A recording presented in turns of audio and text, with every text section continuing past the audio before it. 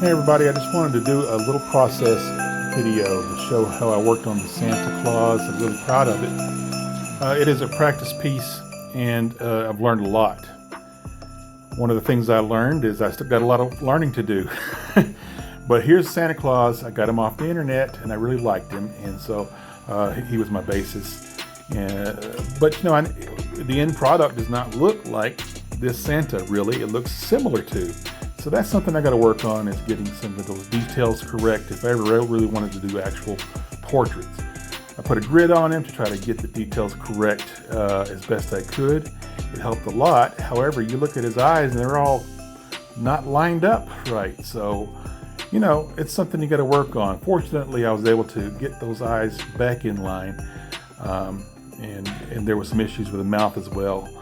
You see here I'm adding color very slowly. Starting very faint colors right now, and then getting into the darker colors. You're going to see that I use color pencil, and right in this temple on the left side of his head, he's got a very dark area. I use color pencil. I didn't mean to though. I meant to use watercolor pencil, which means the color pencil will not dissolve in water. So it's there. It's in the paper, and I can't get rid of it. So the process was changed. I had to deal with that.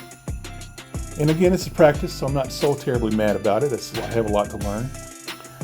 On the internet, I found that you can make this mixture of acrylic paint and baking soda and let it dry. It's coarse because of the baking soda. You sand it down to make it smooth. I painted phthalo blue to test it out. The left side is the mixture that I sanded. The right side is just regular paper. It's pretty much very similar. Smeared it on his head in the place where I didn't like. I didn't like the fur that I'd done, and then there's the temple right there, so I painted that area.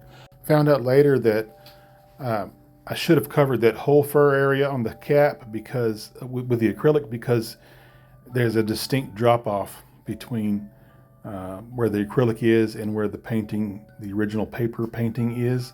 So it just didn't look right. And I eventually went back and I did cover that whole area, and looked great, I thought. This is where I painted over that area with acrylic. You can see the drop off on the hat where there's a clear line between the acrylic area and the paper area. The thing on the forehead looks terrible. So I had to come up with a different solution, and that was to cover the whole hat band, the white area, with the acrylic and repaint that so it would all look even and like it all belongs of one piece. And we came up with a different solution for the temple area. So my wife had a wonderful idea. Why don't you put the wreath on there, holly wreath? And I said, that's a great idea. I mean, this is not unheard of. You see pictures of Santa with a holly wreath. So I went and grabbed it and used an app to kind of splice that picture onto the existing painting that I did.